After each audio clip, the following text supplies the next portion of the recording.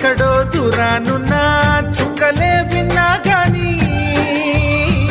కదిలించలేదా కాస్త కూడా నీ మనసుని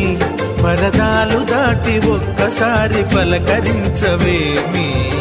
అందరినీ ఇలా వెంటపడి అడగాల సరదాగా నువ్వే ఎదురైతే సరిపోదా నిద్రపోతున్న రాత్రి నడిగా